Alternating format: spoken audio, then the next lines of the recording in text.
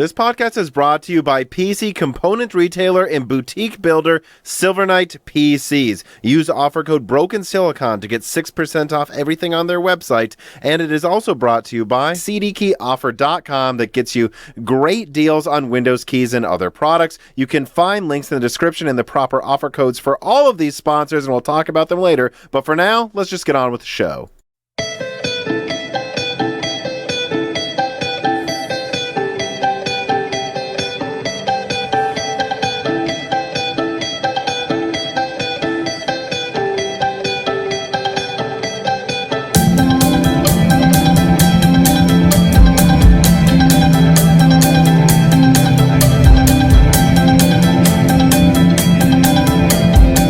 Welcome to Broken Silicon, a gaming hardware podcast. I am your host, exhausted before the holidays, Tom.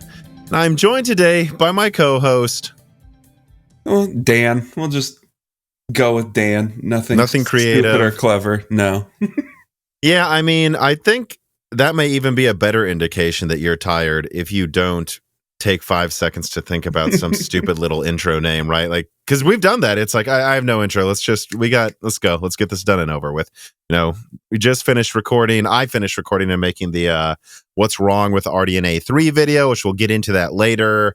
You know, right now, this is the first part of like recording. The answer is nothing, correct? No, nothing's wrong with RDNA 3. It's doing fantastic. Yeah. I want to save all my energy for that part. You're trying to derail me, and I won't let it happen. This train cannot be stopped. But you know, this is the first episode that is kind of part of the end of year series. Now, I plan to release it, and if you're listening to this on a Sunday or a Monday, you'll notice it did come out early, a little early compared to usual. It's like it's going to start with like half a normal Broken Silicon news episode, going over the news in the past couple of weeks that we haven't covered, you know, either with Adored TV or that won't be covered in other videos. And then for, you know, the last section, we'll just look back at like the first third of the year and then leave it to me and David in the follow-up episode to discuss all of the rest of 2022 and looking forward to the few subjects he said he wanted to talk about for products coming out in 2023. And there'll be another episode that comes out right next to the new year, right next to New Year's Eve, where me and you, Dan, look forward into 2023 and anything coming after that we have anything to talk about. So this episode is half of a normal one, then looking back at the beginning of 2022. Then there's going to be a whole episode pre-recorded with David looking at most of 2022 and a little of 2023. And then the final one of me and you looking at all of 2023 and later. So that's why it's going to be a little weird, but and why it's coming out early. But, you know, it's that time of year where we pre-record like enough content for 2 or 3 weeks so we can try to get enough sleep near the end of the year. And I don't know. Let's just roll right into it then. So got a couple opening reader mails here. QH Freddy writes in and says, do you reckon that USPS lost your 3090? Or do you think maybe it's still mining somewhere today? You know, and this relates to, I didn't, you know, confirm it to really anyone until that 4090, 4080 review came out, where I talked about how I'd actually been gaming on a 3050 for over a month. That was supposed to be an emergency temporary card that ended up being just a card I used for a significant amount of time. Simply because, yeah, the 3090 disappeared. I was doing some collaboration with Silvernight PCs. I'm glad to have gotten to do a new one with the 4090, so it's all turned out well. Yeah. But I mean, they were going to upgrade a blower 3090.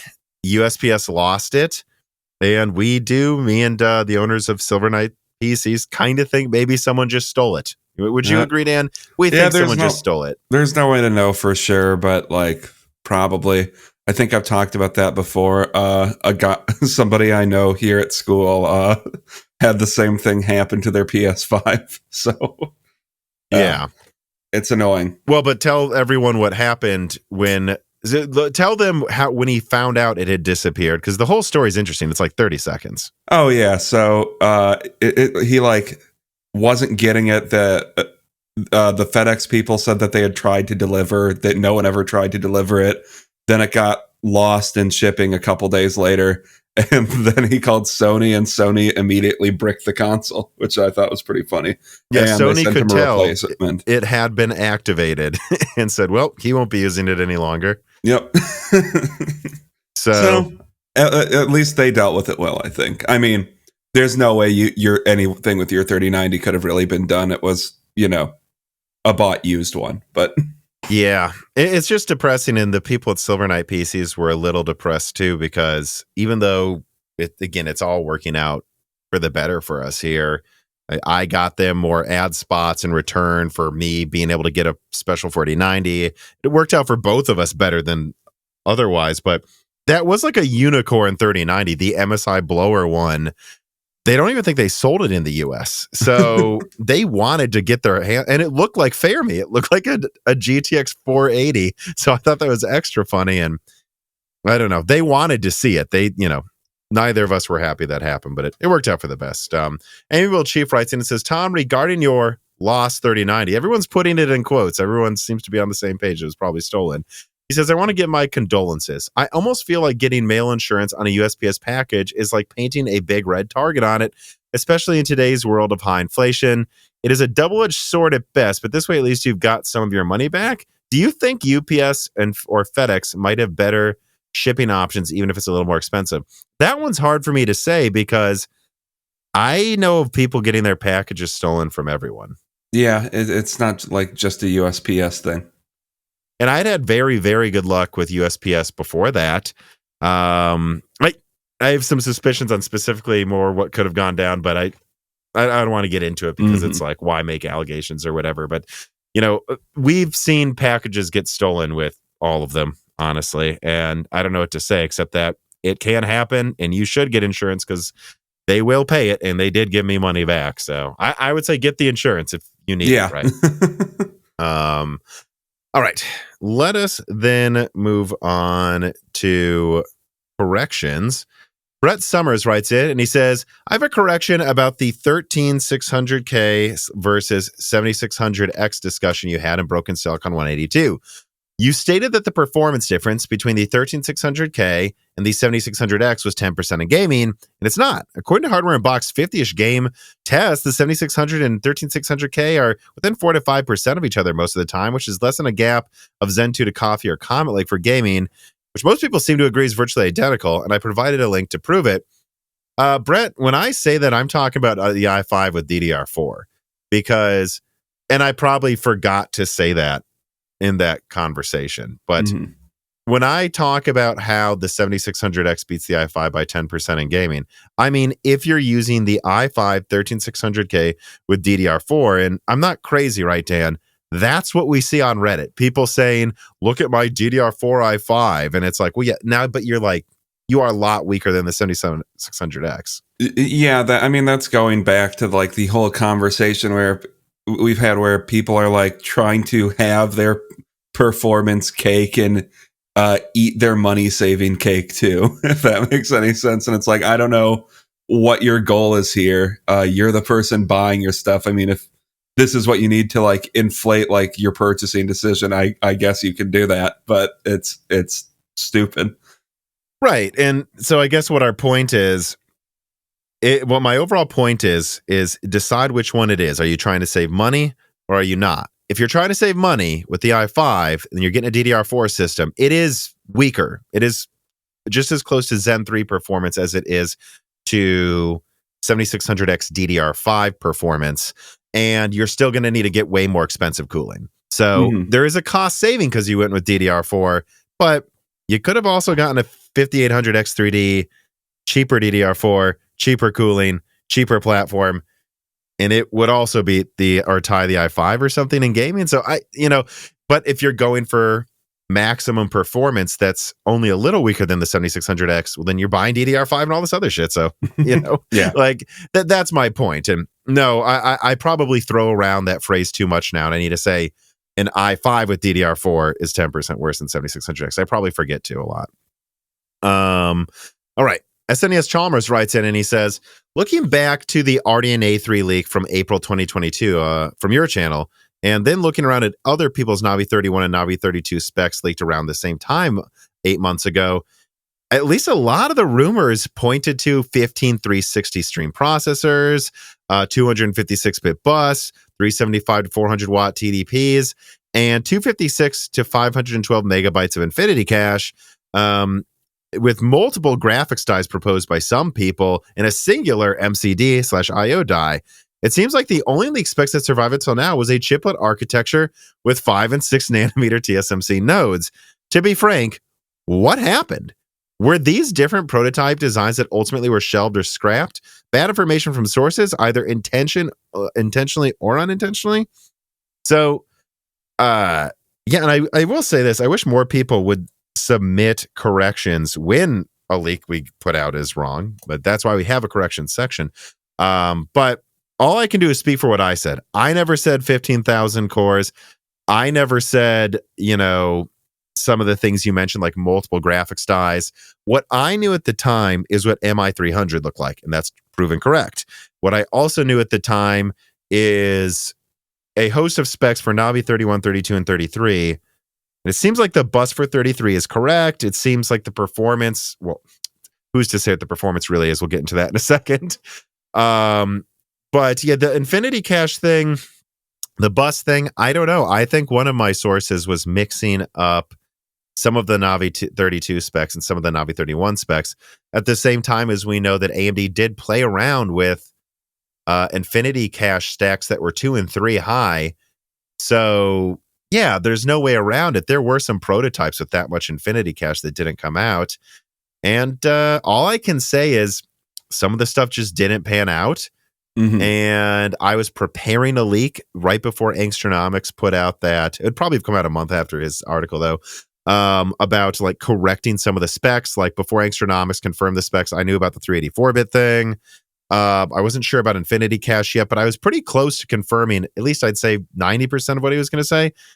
And I feel really dumb for not doing it sooner because he puts out his leak and then it's like, well, now it just looks like I'm copying him. And I admit it does.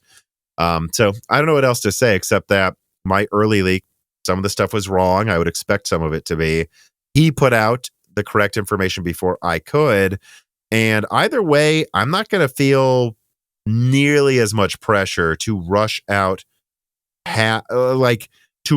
information before it's triple confirmed when I know someone like Skyjuice at Angstronomics is going around. And you guys got to remember that I felt a lot of pressure last year to do this when you had like some of these frickin' leakers just putting out absolutely ridiculous things. Like there's desktop Zen 3 Plus, like there's a lot of bad leaks going around in 2021. I think when Moore's Law is Dead firmly established its good track record to where I would put out some leaks before it was 100% confirmed on some of the specs because I just wanted the bad stuff to keep circulating. Like when I put out my first Navi 31 leak, I was saying it's around double the performance. No one says it's triple or quadruple. And people are saying it could be 4.5x the performance of RDNA 2. But now that I know we have someone like Angstronomics, I'm just not going to worry about that anymore. And I shouldn't have let that make me rush out stuff I wasn't sure about. Yeah, I mean, I think the good news is there's a few good leakers going around right now. I mean, not everybody is great, but, the leaker space is always going to be a mixed bag. Right. Obviously. And, when you have someone like Angstronomics there, you don't need to try to get information out of sources they're not sure of yet. Like someone working at AMD is like, well, I'm pretty sure it's this, but it could also be this based on this one engineering sample I saw a year ago. I'm not going to feel rushed to push that kind of stuff out anymore. Or like deduce what Navi 31 is based on looking at MI300 because I don't need to. So yeah. That's really all I can say. But, I don't want to say it because I don't want to throw shade, but there are Twitter channels that have deleted themselves where they basically guessed every single spec that could even be possible. And that's where some of those specs came from. Like the 15,000 cores thing, right? Yeah. And I think there's a reason they deleted their Twitter channel, guys. All right. Well, speaking of, I don't have a transition. Speaking of bad things regarding RDNA 3, let us move on to story number 1. AMD RX 7900 XTX and XT launch to mixed reviews and good availability. I have a very short write-up on this. Here it is. This week, AMD finally launched their next-gen RDNA 3 architecture, and it is as follows. The $1,000 ARC 7900 XTX loses to the 4080 in ray tracing and wins in raster by 4 to 9%. The $900 7900 XT ties the 3090 Ti almost entirely across the board, and AMD doesn't seem to have had any efficiency wins in sight, certainly not at idle. No, this is not what AMD said they'd launch last year, this year, or a month ago, and it's clear, at least to this writer here, that they fell short of their design goals for now, and it's interesting to see the 7900 XT. Well, it did seemingly outsell the 4080 at first, now languishing in stock on store shelves relative to how AMD expected it to sell. Well, 4080 sales are picking up on Newegg. All right, Dan, what did you think of RDNA 3? This is the episode where we get to talk, me and you, about it. You know, it was a bit of a disappointment, to say the least. I think AMD really set themselves up to make this far more disappointing than it had to be, because the way I would put the 7900 XTX launch, especially, not the XT, is that it's nothing to write home about at the end of the day when it comes to like performance, but it's about a middle of the road upgrade when you like actually look at previous gen over gen upgrades. And I think people might be forgetting that a little bit because Ampere and RDNA 2s was a huge uplift in performance, and the 4090 again was a huge uplift in performance. And then some of the other stuff, prior stuff with Nvidia was also pretty big. But you know, if you like look over the past 10 years, like 30 to 40% is pretty typical, and they needed to overstate that for some reason that I'm sure we can get into. But the XTX is like, it's fine. If they wouldn't have lied, I don't think reviews would have been as harsh on them.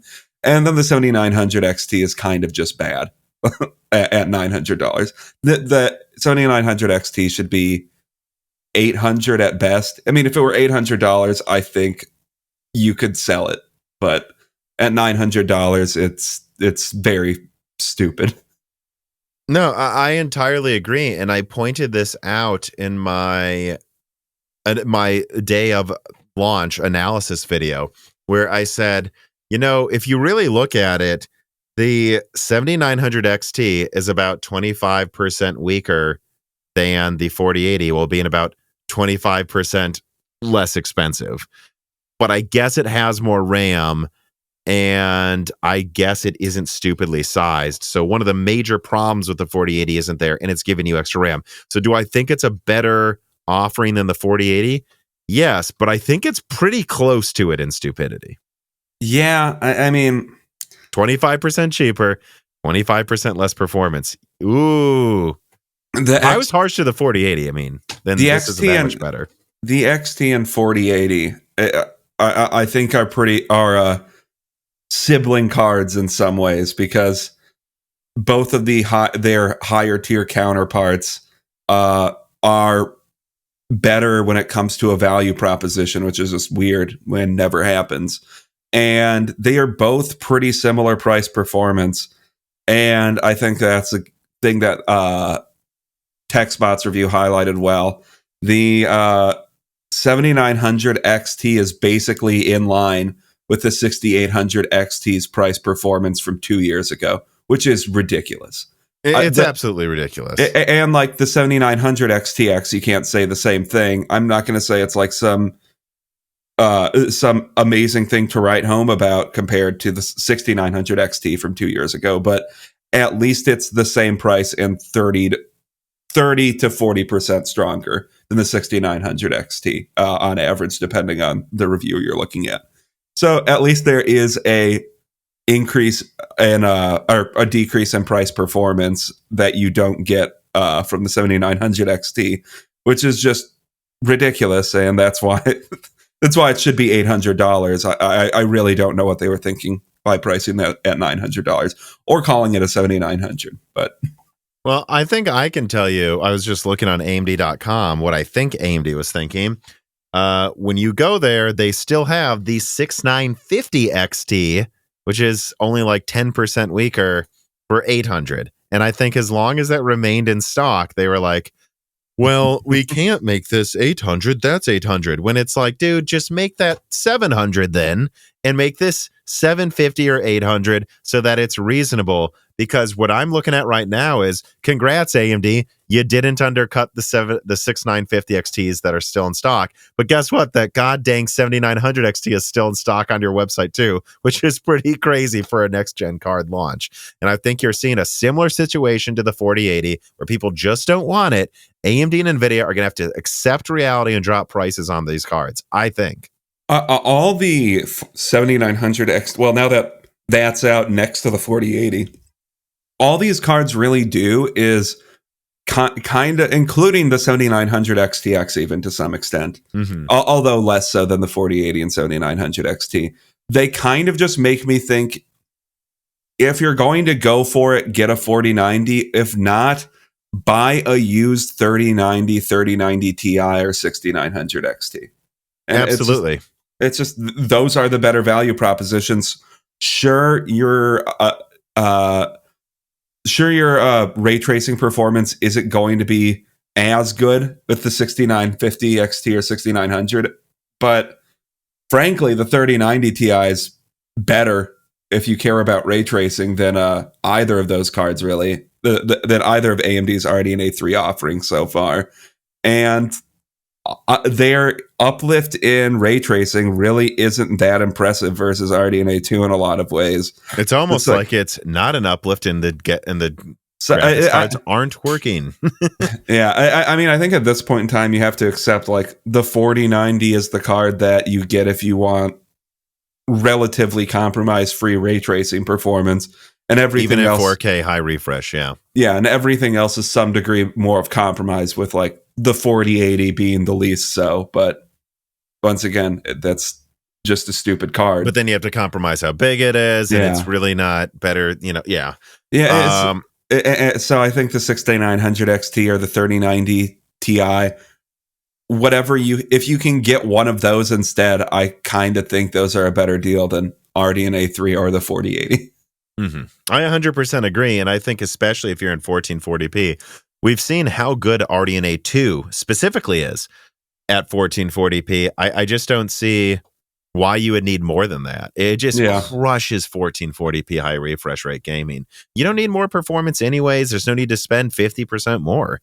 Melodic Warrior writes, and it says, I'm going to be blunt on this one. I highly disagreed with your analysis of the 7900 launch. I think your information from sources about the drivers and supply was good to have, and I appreciated it, but I do think that your argument that AMD and Radeon marketing lied is incorrect. First of all, marketing teams have to go off of what engineers tell them. My guess is they were really hitting those targets, but at some point probably started running into software bugs no one is able to account for. Then add in the fact that it is the first time a chiplet design is used in consumer graphics products. That happens, there are far more variables that have to be accounted for, and I'm guessing it is just one of those variables or multiple together that started to cause those issues in the drivers. Lastly, a new way of doing something will always have major issues. Well, no. That's like, just because something's hard doesn't mean you have to fuck it up. I disagree on that. Like that's the type of thing we say when we just forgive people for something going wrong. Like DLSS didn't have to suck when it came out. They could have just not launched it until it was ready. Crazy thought. But let me continue his reader mail. He says, do I think they should have changed the material for the slides before announcing the launch date? Yes, I do. I think AMD shot themselves in the foot with how they marketed things. It's what Daniel Owen said, and I agree with him. But let's be honest, this naming scheme of the cards was also unnecessary. Oh, so he's basically saying he pretty much agrees with everything else and that they could have handled it better. But I mean, look, to a certain degree, sure, and I guess this is where I will get into it. I put out a video right before we started recording this that broke down what I think went wrong with RDNA 3, which I think me and you, Dan, I've been discussing what I've been hearing from sources on this for a few days now. But just to summarize for everybody here, I mean, pretty much what it seems like happened is AMD thought they had the greatest thing since sliced bread in 2021. They really thought they were going to hit the same efficiency increase they did the previous gen. They thought they were going to roughly double performance. When you see how AMD talks about RDNA 3 at the beginning of this year, they're like super confident and like, we're going to win. Look at our efficiency increase. And then right around November 3rd, they started being like, we think it'll be this good.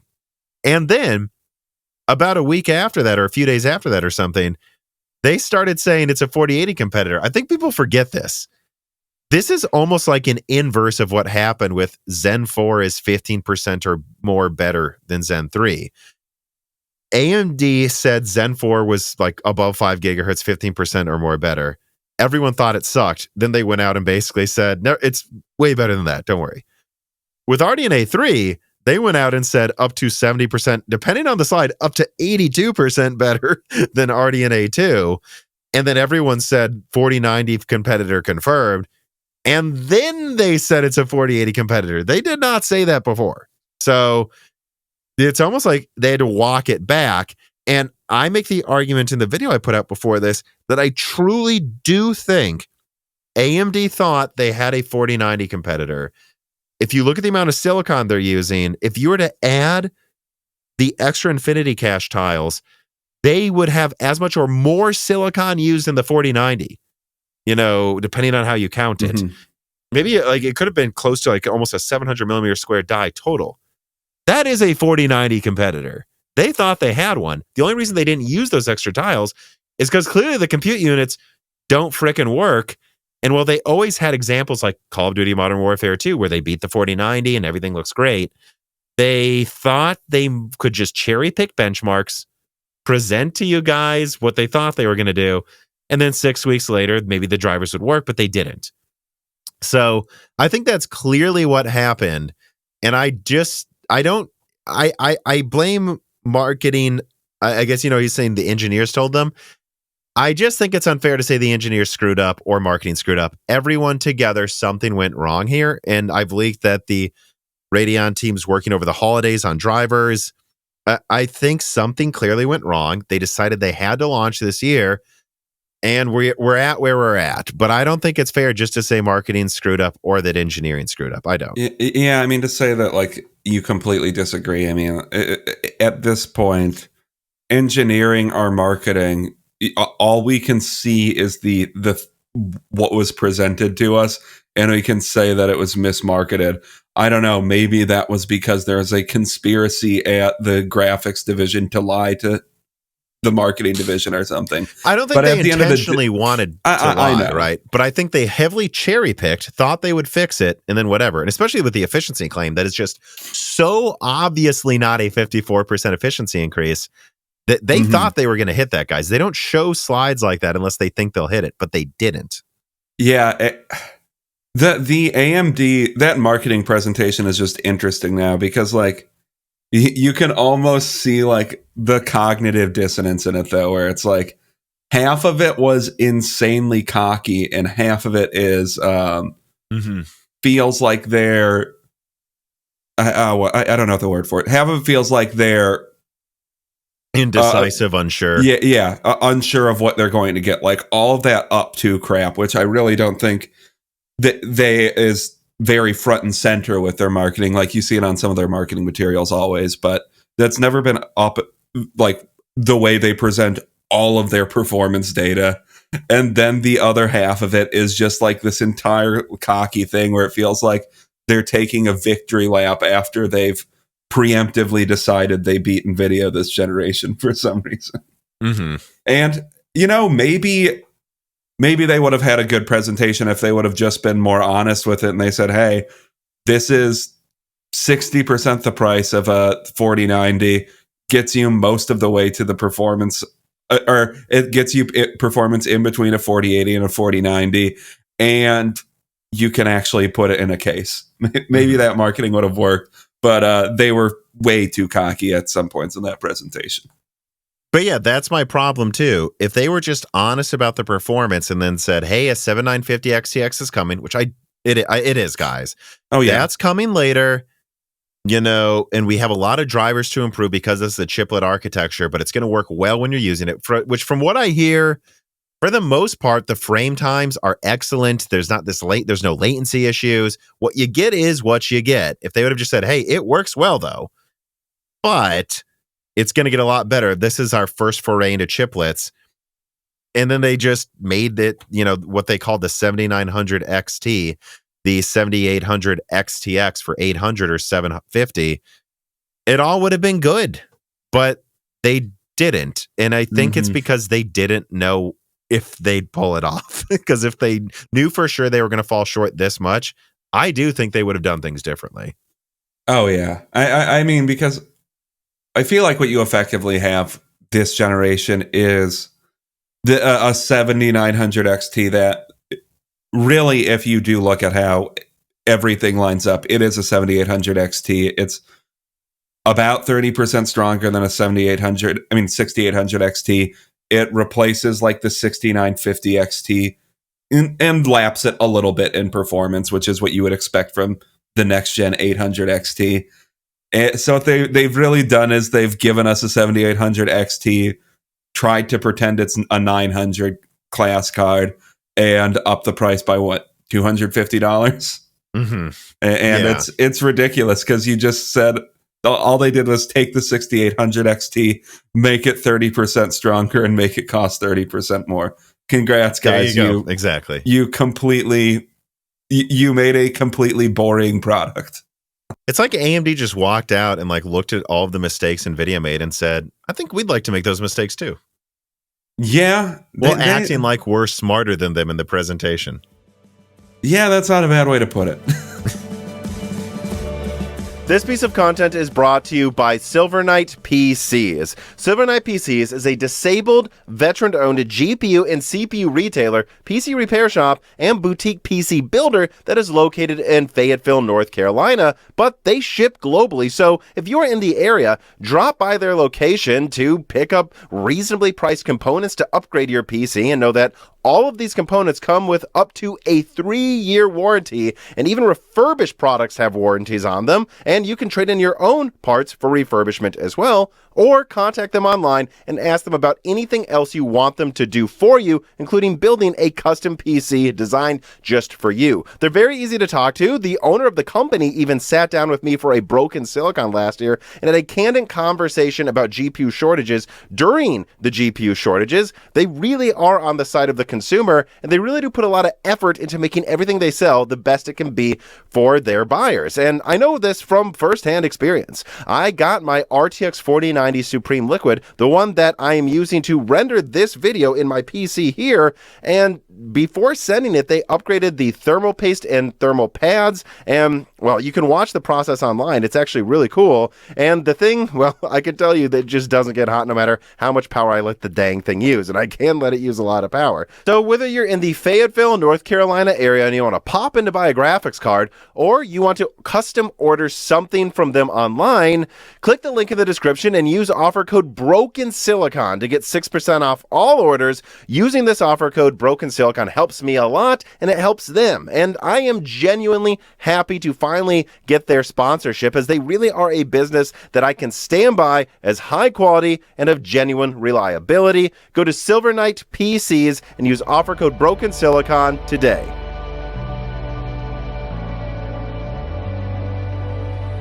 Spamtum, King of Sweden, writes in and he says, my reasoning for why AMD is using the XTX naming is because they don't want their CPUs and GPUs to be named the same for the 7000 series. They don't want an overlap in naming more than they already have. Look at it this way. Ryzen 9 7900 12 core is about to launch. The Ryzen 9 7900X already exists. So they can't call it the 7900 or in 7900 XT. I think that's a fair point. But okay, then call it the 7800 XTX. We already have so many different things that they can call cards. Like, we don't need this. We know what 8 means, right? Yeah, and they didn't call it 8. I also do have a question. If AMD doesn't want their branding to be, their naming to be identical for their graphics and CPUs, why did they give them identical naming schemes? Like maybe the root of the problem is that you're saying. Yes, I think I just don't get it. Like, I think they thought that would be cute, and now they realize it's confusing, and it's like, yeah, guys, that was confusing. I don't know why you did that. I don't know. They had pretty distinctly different naming schemes too, with the 400 series, 500 series. Yep. I think they still have 600 series for their mobile integrated graphics actually right now with this. I think it's 680M is what they call what's in Rembrandt. But and then they just jumped up to 5,000 series so they could sound like it's a higher series than the 2 and 3 and 4,000. And I don't know why. Like, they could have just kept doing the 100 series or started over at the 1000 series, and then it would have been so far away from the name. But I mean, that's really the way to fix the problem. I agree. Yeah, I mean, if we are going based on the number of the card, the 7900 XTX, Tom, is almost double the 4090, and no one's talking about that. Oh, yeah. With the number of X's, yeah, Gamers Nexus had a pretty funny. No, number of X's, and just if you divide 7900 by 4090, that's almost true. double. It's almost double. It is almost double, so there you go. Brett Summers writes in and he says, "Hello, Tom. I don't think there's a way around this. The 7900 XTX is a disappointment. While its performance overall isn't bad, I guess, it's definitely more trading blows than the 4080, than trading blows with the 4090. And it isn't even a 40% uplift from the 6950 XT at 1440p or even less at 4K. Well, actually, it's the other way around from what I saw in a lot of stuff, almost like it's... Yeah, I think so. Yeah, he says, is there something going on with the design or the drivers? This seems so underwhelming. I was expecting an average of 50% gen over gen, but to put this in perspective, this is due to the performance difference of a 1080 Ti versus 1080, which were in the same goddamn generation. Is this a growing pain of GPU chiplets? The way I would say it is it's too hard to say for sure. I don't think it's an inherent growing pain. And I did talk to some people at AMD pretty in depth this week over it.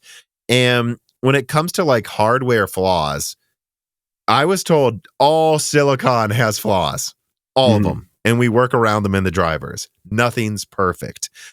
And they wouldn't have launched this if they thought there was some 20% permanent flaw. They really do think they should be able to improve it at least 10% in drivers. How soon? I don't know, because if it was going to be able to be improved within a month, I think they would have delayed the launch. I mean, even if to avoid tariffs coming next year, right, they would have just shipped everything into the US and then updated the BIOS later, maybe, or maybe not, probably, because they probably have a whole factory for updating that there. But, I think they would have considered delaying things if they knew short term they could boost performance that much. So I don't know what to say, except that it sounds like they can at least improve it a decent amount in drivers, and that the flaws aren't permanent, but there are clearly issues here with utilizing the compute units. Yeah, I mean, it's like, I don't know. It's the classic AMD move of make your card 10 to 20% better over time because you can't get out optimized software immediately for some freaking reason. Yeah, and the scratch math I do for performance increases, if the architectures are at least somewhat similar, is I do core count increase times clock speed increase on the cores plus bandwidth increase divided by 2, basically just averaging the bandwidth versus compute increase. If I average the bandwidth increase, which is 1.67 with 0 compute increase, I get to 1.34% or 1.34 increase. That's almost what it was. Like, it seems like, and there are games in 1440p where it's like 5 to 10%. The 7900 XTX is like 5 to 10% better than a 6950 XT, but then it becomes like 20-30% in 4K in those underperforming games. It's like they put a 384-bit bus on the 6900 XT, like and which is such a waste of RAM and band. But like, it seems like the memory controller works, but the drivers aren't done for their compute units. I don't really think it's a chiplet thing, guys. I think it's the architecture itself. It's a radical departure. Lovelace is like just upgraded Ampere with a ton of cash. They had to like program for an entirely new architecture and chiplets, and I think they bit off more than they could chew. Mm-hmm. Amiable Chief writes in and says, if the XTX indeed started out as a 4090 competitor, and raster only for obvious reasons, the naming was spot on then. They unfortunately had all the branding and marketing in place and then realized a driver hardware screw up and had to hastily backtrack and say, and he says this in a goofy way, well, actually, these are 80 class cards. Well, the rest of us went, wait, what? Thinking about this more, it makes me feel it is a hardware bug and cannot be fixed entirely. Either way, very unfortunate, very poorly handled. I think it can probably be at least partially fixed. The only thing I have to say is, I don't know, Dan, I bring this up in the video I put up before this as well. Do you remember the tiled rasterization rumor for Vega? Oh, vaguely. I not really anymore. I mean, so I mentioned this. If you remember, a big rumor was Vega was going to be a Maxwell moment because it moved to tiled rasterization like Maxwell did over Kepler. And then they found in the drivers, it seemed to not be enabled at launch. And then all these rumors circulated saying, well, they're going to boost performance with the secret sauce driver update by 20 to 30%. Guys, tiled rasterization isn't even enabled yet. And so, well, and I hate saying this because I know how much this sounds like copium. I know. But even people at AMD that usually tell me I get too enthusiastic about upcoming releases are like, I think they can boost performance by 20% in drivers. So I'm only communicating what they think they can accomplish. But I just do say this. Don't buy into it like you're buying into like what Intel said with Alchemist. Like it will for sure get that much better because it never did with Vega. You know, I think there's more evidence it will happen this time. If you put a gun up to my head and you're like, is this a Vega situation or is this an HD 7000 situation where it actually did end up competing way, way better after a year of updates? I'd say it's probably the 7970, not Vega. But just keep in mind, Vega did burn us pretty hard. Yeah, and AMD needs to... something needs to change at AMD where they actually have competent drivers when they come out, when their cards come out, because this whole fine wine thing, it's a great meme, but like I've seen a lot of comments, Dan, say, "Why are you making me drink $5 Merlot for a year? I want the Cabernet now." Yeah, I know. It's like this whole fine wine argument is just it's just such a bizarre analogy because we're comparing it like it's this like this high class thing that's going on when in reality it's just, well, if they would have just put out better drivers when the cards would have first come out, this whole fine wine thing wouldn't be an argument people have. Like I think there's an argument to be made that like if things age better, like with newer releases of games and stuff, that's like kind of a real fine wine argument because like, oh, it was actually future proofed in some way. But I mean, if it's just ages like fine wine because they finally put out drivers that utilize the hardware properly, I mean, it's good, and I'm glad that you got an increase in performance. But it's not really it's not a selling point. It's just like I'm crossing my fingers for when I buy this that it turns out to be a smart purchasing choice. Mm-hmm. And that's where I go, you know, I don't blame the engineers so much as, I don't know for sure, so much as the driver team and the decision makers at the top who made them launch it. Like, you know, that's who I blame. They should not have launched it yet. And I've talked to some people who are like, well, everyone would have been madder if it didn't launch on time. And I'm like, not if it would be 30% better than now with working drivers. No, they would not be. I wouldn't be.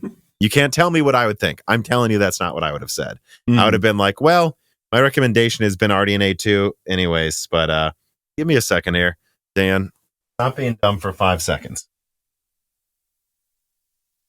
Sorry, I don't know. Maybe we'll just let Gerard leave that in, or at least leave some of that in. My dog downstairs was being an idiot with dinner in the oven and trying to get on top of the counter.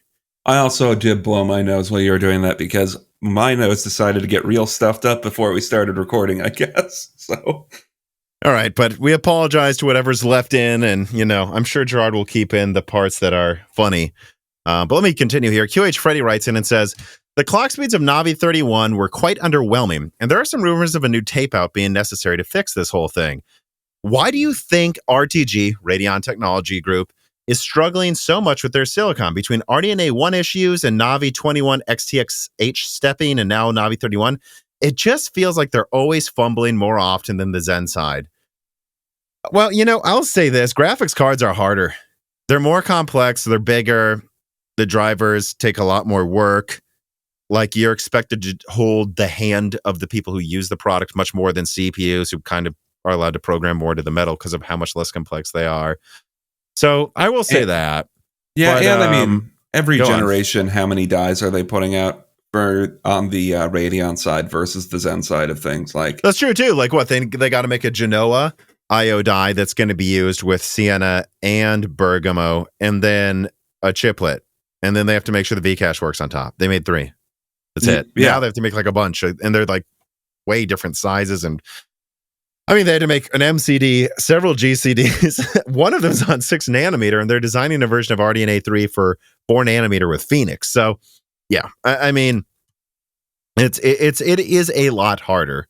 And also, I will say this as well. I mean, this is their first time doing a chiplet architecture for graphics cards. So, my arguments isn't like AMD is incompetent. I am not worried about AMD's future at all. I think that they've managed to launch something that in its current form probably costs about as much to make as a 4080.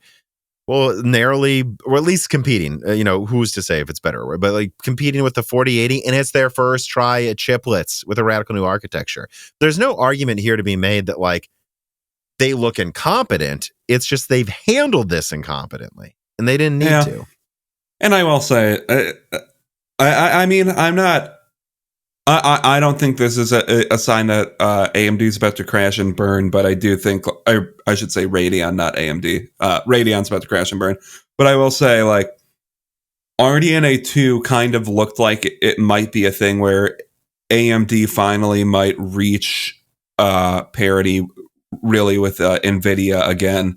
And then this generation, I kind of think, is a counterpoint to that, where, yes, their cards they put out are one of the cards they put out, I would say, so far is decent compared to what Nvidia has to offer. But Nvidia is still kind of lapping them in a lot of ways, So we'll see what RDNA 4 holds, but I'm less confident that they'll be able to catch Nvidia at least from a features perspective, with RDNA 4 based on this showing. Yeah, and, I saw someone, I don't remember where, if it was in the Discord, if it was in the YouTube comments on Reddit, someone said, it just becomes so exhausting to be a Radeon fan because you never know what to expect, and it's just a nightmare, I'm sure, for their marketing department and to try to have any mindshare whatsoever. Like, if you look at Ryzen, Zen 1 came out, to mixed but generally good reviews, and it won at some things that it never lost again in multi-threading, basically. And then Zen Plus came out, almost caught up to Intel while being way cheaper. Zen 2 came out, won across the board, multi-threading, efficiency, basically tied gaming. Zen 3 comes out, crushes everything, including gaming. Zen 3 X3D comes out, wins gaming again. Zen 4 comes out, at least is still tying gaming and multi-threading. Like, they're not going backwards. They're not going from sometimes competing at the top to sometimes competing in the mid-range. And if you look at AMD, it's just every gen you got no clue how it's going to turn out. And I think that's a fair point. And AMD needs to start just trying to, like, God dang it, like, do what you can do and execute consistently with Radeon, or you're never going to get mindshare. Because I think me and you agreed, RDNA 1 looked great, kind of like Zen 1. RDNA 2 was like a Zen Plus situation where they practically tied the crown, but you might argue they didn't, but they won efficiency. And now I think they start over. Now I think they need 3 more gens again. Yep. God dang it. It's going to take 3 gens, perfect execution before people regard them the way that I think they could be regarded. They got their act together. Yeah. I mean, and if RDNA 4 is another RDNA 2 when it comes to performance versus Nvidia, all right, then maybe they're back in the running, but we'll see what happens there. All right, let me put down a timestamp for this question here. Hal B writes in, "Hi Tom, has there been any info about how long AMD plans to sell their reference models for RDNA 3? They announced after RDNA 2's launch that they were going to change their plans and keep making them through the pandemic as a way to help people have a chance at getting cards at MSRP. They don't seem to be in a hurry to stop selling now that the shortage has stopped. Has their strategy changed with Nvidia keeping their FE in production and sold through Best Buy? Or do you think they'll go back to only making the reference model a limited run again?" Well, I think they had to do mostly reference right now because the AIVs just didn't have time to test anything. This launch was completely rushed. But I think moving forward, you're going to see probably something similar to last gen. I think AMD's always going to make reference cards. But I would actually think this time they'll make less than before, but they'll always sometimes be available. Because I kind of hear they just want AIVs to take over next year and push clock speeds. So I think there will be more AIB than before. And they have a lot of reference at launch to try to keep, I mean, again, it depends how you look at it, keep costs down at launch, and AIBs aren't ready. So I don't know. That's what I'd say. Happy Pill writes in, "Hi, Tom and Dan. In Broken Silicon 183, you said that you think the 7800 XT would be about as fast as a 3080 or 3090 if it used Navi 32. My question is this. How on earth can AMD market a 7800 XT or XTX, whatever it is, as the top Navi 32 card when it's basically competing with the previous gen? I mean, the 6800 XT already arguably matches the 3080. Heck, I was able to overclock my 6800 non-XT to match a stock 3080 on average. How can AMD justify any product segment that is barely an improvement over the last gen product of the same tier? There's something I'm missing. It almost be like if they launched a 6500 XT that traded blows with the 5500 XT. I don't know, guys. We've seen, and then the 960 actually lost to the 760, if you remember, with Maxwell versus Kepler a little bit. So it's not that this hasn't happened before. Having said that, I think it's going to beat the 6800 XT by 5 to 15%. Is that enough to warrant it? I don't know. If they make it $600, I'll say don't complain. If they make it $800, I'll say don't buy this either. Yeah, I think it's a bad sign if that's happening this high up the product stack because, I don't know. Once you're at the lower tier dies, like the 60 or in 50 from Nvidia go to, or the 600 and 500 from AMD go to. You're talking about this is what we could get out at a certain point, and if that's what the 800 die from AMD is going to now, or Navi 32 is that at this point, that's not a good sign for the future of the market, I don't think. That being said, there's room for something below 7900 XT that's still about as strong as a 6900 XT. So if it's as strong as a 6900 XT, I don't think that's a terrible scenario if they sell that for $650 or something. Mm-hmm. It wouldn't be a huge increase, but I mean, it's something. I'm not saying it's good. Something, although, again, I think that should be $600 at most. If it really is just that. Yeah, well, let me say this too. I think something to consider, and Jim brought this up on Adored TV when Jim from Adored TV was just on in the last podcast episode. He mentioned that if you look back at the HD 7000 series, and I wonder if you'll remember this, Dan. I had a 7970, you had a 7950, and I remember the 7870 being within 10% of the 7950 until they fixed the drivers. Yeah, I remember. I was looking at getting either for a while, and I almost got a 7870 because I was like, it's basically a 2 gigabyte 7950. Why wouldn't I get it? But and the 7950 had a 50% bigger bus and over 50% bigger die size. It was almost like they had to fix the drivers for the top die with the 7000 series. And then they did, and the 7950 pulled ahead to be a solid 15-20% stronger. So I guess what I'm saying is this. The 7900 XT right now is just a 3090 Ti in performance.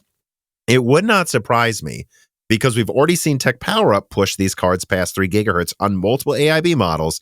If Navi 32 runs at 3 gigahertz, is at 250 watts, is just clocked fast with more of a easily stretching your legs into the TDP than the more power constrained, relatively speaking, 7900 XT. It might just end up like 10% weaker, and like, it's like, and then they make it $700 or something, and it's like, yeah, I mean, it ends up being 15% better than a 6800 XT for like 8% more money while being, using less energy. But that could happen. Like, and I just would hope they make it $600. I would hope they drop the price on the 7900 XT to 800 and then launch this for 600, because I think it's 5 nanometer die is 200 millimeters squared plus 4 MCDs. So we're talking about something that has a silicon cost a little bit more than Navi 22. There's no reason for this to be more than 600. And if they give you something 15% better that uses 10% less energy for 10% less money than last gen, it's an improvement. Yes. Once again, I'm not going to say it's some great improvement, but okay, AMD, you put out something that's not terrible. And I will say they better make it that, or I would agree. Yeah, if it's just 6800 XT performance for more than a 6800 XT, I won't say good things about it. Bfish36 writes in and he says, "Hi, Tom and Dan. Count me among those disappointed with the 7900 series. I really was expecting more performance, and I've lost confidence in AMD's truthfulness and value propositions moving forward. It appears this gen on both sides will be last gen performance with last gen pricing, just new names on the box. Rumored 4070. It's rumored that the 4070 performs like a 3080 and will cost $700, the same price as a 3080. It's rumored right now by other people, Tom, that the 4060 will perform like a 3060 Ti or 3070 for $400 to $500. And now it kind of seems like a 7800 XT may bring 6900 XT performance for $700, which is actually the current 6900 XT pricing. Navi 33, what is it going to bring? 6800 1080p performance for the current price you can get a 6800 for? Do you think consumers will actually go for this? And are AMD and Nvidia going to actually have to give better value to move products in the mid to low end?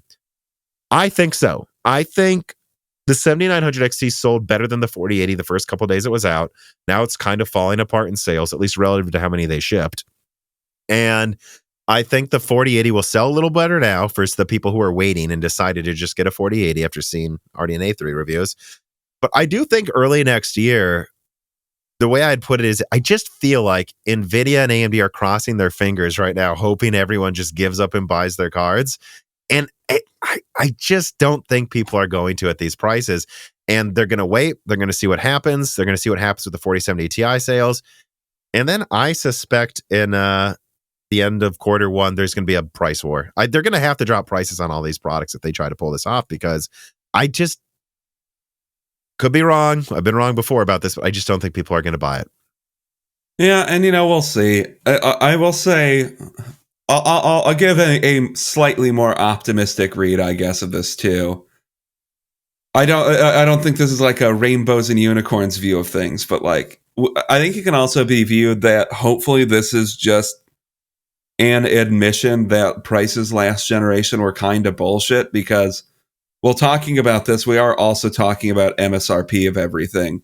And let's be honest, the 3060 Ti, none of these cards ever sold for it. The 6900 XT up until now, or like in the past couple months, never really sold for MSRP. None of these things sold for MSRP. I mean, if we want to reject these cards at these prices because they're essentially giving us the same price performance if you're going by MSRP, I think that's fine, and we kind of should, because it's like, well, you guys kind of lied to us for 2 years. But I think we have to look at it. You think that's what they're doing, though? They're trying to price things how they basically sold last. Like the 6800 XT typically sold just below $1,000. And that's what they're trying to get away with, except for everything but the flagship, which they're okay with you paying MSRP for because it's already so much. Yeah, it's just, I think we need to look at it honestly. Like, none of these cards were really the price that they told us they were. And I think to an extent, this is just them, at least with pricing, being a little bit more honest this generation. And I think we should still reject it, because they're basically trying to move everything up a tier in pricing from where it should be again. But, I think that's a less pessimistic view, kind of. And I do also think to some extent it signals the struggle that they're probably starting to have with marketing cards, as I think we're less and less needing more performance year over year or gen over gen, because I laugh at like me caring about anything now that I have a 4090. Like, what are you going to give me? And you were fine with like a 3050. I mean, now that you I did for a month. I gamed on a 3050, and I definitely wouldn't choose to do that long term, but I managed to play games, and I wouldn't say I was depressed that month. Yeah, and like, yes, of course the 4090 is way stronger than it, but the 3050 is still basically a competent 1440p card from everything from your experience with most it. Games with this 3050 I'm holding, I played at 1440p at high refresh rates. It'd be a mix of medium high with DLSS on, and it worked.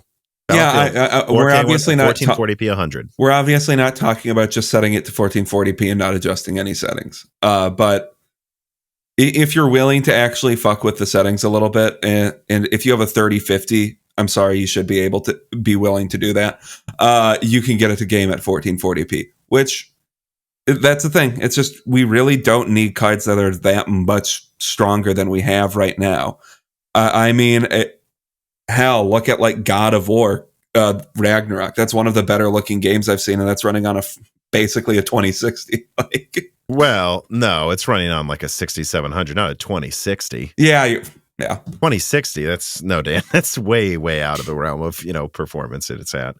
But I think a lot of the graphics it comes down to like art style at this point too, and you can push more pixels, and that's going to make those art styles look better. But at the end of the day, people are kind of going to stop at 4K for a lot of them forever. So. And I think half of people will want more. I'm one of them. If it's at all reasonably priced, but I'm not pressured to get it anymore. I think half of people couldn't care less, because not everyone has the same eyesight, Yeah. And then I think people are probably going to stop somewhere between 120 and 240 hertz. A lot of people are probably going to say, listen, 60 hertz is fine. But like, so I think we're going to be somewhere between 4K and 8K, 120 to 240 hertz for like 99% of people, and no one will ever want to go above that. Mm-hmm. Well, on that note, Dino999 writes in and says, "Hello, Tom and Dan Daddy.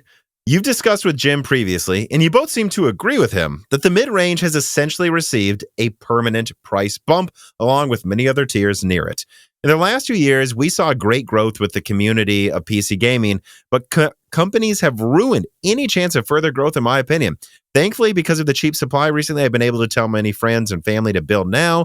But going forward, with consoles in stock and deals drying up with rising GPU prices, from my position, I have to just tell people, get a PS5 and play God of War at 1440p in high refresh rate mode," which is the mode I game in. It looks fantastic. He goes, "Connect a mouse and keyboard and play COD at 120 hertz. The PS5 supports a keyboard and mouse and 120 hertz. What are your opinions on the longevity of PC gaming?" I mean, my answer, the market will correct to what it needs to, and it will correct if people don't buy these things. That's my answer. Yeah, and I think I got lost a little bit on my point because it's late, but so sorry about that. But what I was trying to get at was they're trying to. I think we're getting to a point where graphics cards don't need to get that much stronger than they are right now, and we don't need, and they're not getting that much stronger because of struggles with silicon. And now they're trying to figure out how to tell you need a new graphics card, and you really might just not. And frankly, like he said, PS5, Xbox Series X gives you pretty good performance. Yes, it's not technically as good as a 4090, but you can play games at 1440p 120 pretty easily on them. Mm-hmm. Well, that's all I have for the main story of this episode. We've talked about it for a very long time. But let's, like I said, this is half a news episode. Let's hammer through a couple of other news stories. It's actually a couple here that I think will be pretty exciting to talk about. So we get to story number 2. i9-13900KS release date and 2 retailer pricing leaked by Moore's Law's Deb. Let's be quick about this. I just leaked that Intel is launching the i9-13900KS on January 12th. Pricing to retailers, at least, can't promise you what they'll try to say the MSRP is. Pricing to retailers, I've seen the sheets, is 20% higher than the i9K. And, well, besides that, after seeing the sheet of what the retailers were having to pay to stock i9-13900KS is, I also saw the i9K on there. So a lot of retailers are selling half of Raptor Lake at cost, everybody. And it seems like the non-K Raptor Lakes will launch on January 3rd and will also be sold close to cost. So I would suggest, guys, if the i9-13900K, when it was initially launching, was selling, I don't know, right, between $600 to $650, I think there's no way around it. The retailer is willing to sell it at cost. Like Micro Center may sell the KS for like $650, $700. There's going to be some people that sell this thing for $800. And yeah, that's about all I have to say. Comes out January 12th. It will be priced higher than the i9 non-SK, if that makes sense. And the non-K Raptor Lakes launch on January 3rd. Oh, and I have a hunch they're going to push this thing insanely hard. Like there's rumors emerging about decently higher multi-threading performance compared to the i9-13900K. I think Intel is going to push the i9-13900KS. I think they're going to try to launch before Zen 4 X3D. They're going to push this thing to like 400 watts so that they can try to argue they trade blows in gaming and try to keep the multi-threading crown compared to Raphael-X or Zen 4 X3D. Although some things I can't disclose that I've heard about what AMD is doing to boost Raphael-X performance in all scenarios, I don't think it's going to work. But what do you think, Dan? The K is coming at 6 gigahertz. KS. Well, it's definitely a weird CPU, if you ask me. I mean, the 13900K already, I would say, used too much power, and to the point where it's borderline unusable according to reviews. And this seems to be doubling down on that. So I'm not quite sure what you're going to be getting out of this over the K, because I'd be concerned about this thing just fucking throttling in 5 minutes anyways. And then they're going to be trying to sell it to you for what? $700 probably. I know you say probably around there. It's hard I know to you say they're going to retailers might sell it at cost, but at cost would be if the 20% estimate is accurate, that's $700. I think at cost would be. I mean, I think I literally can just tell you. At cost would be. No, but I think I have the sheet somewhere around here. I'm just not going to pull it up. But, at cost was in the 600s, so. But that's before you take into account like having to support warranties, returns, shipping, Yeah, all I'm doing is multiplying their suggested whatever. I can't remember what Intel Arc's metric is. Not MSRP, is 20% higher than their lower estimate at $589. It'd be $707. So I think you're going to see it for at least $700 most of the time. Yeah. So. A CPU that's $100 more than the K, uses more power, and I'm excited to see reviews for how much energy that uses and if it's even able to deliver on those higher clock speeds consistently. But that's really all there is to say, right? I don't know what else really to add, except that it does seem like this rumored Raptor Lake refresh late next year as well is a different thing, and that the i9-13900KS is just, I don't know, its own thing. And I wouldn't be surprised if the availability on it is really low. I think they are really speed binning these things to try to hit 6 gigahertz with single core and have all core hit as close to 6 gigahertz as possible. Because they know maybe they can win multi-threading against Zen 4 X3D, right? But that's it. And it's going to pull like 400 watts. I'm not going to recommend it. All of this is overkill for gaming too. But yeah. I say, let us move on to story number 3, though. Moore's Law is Dead confirms Phoenix specs and Dragon Range X.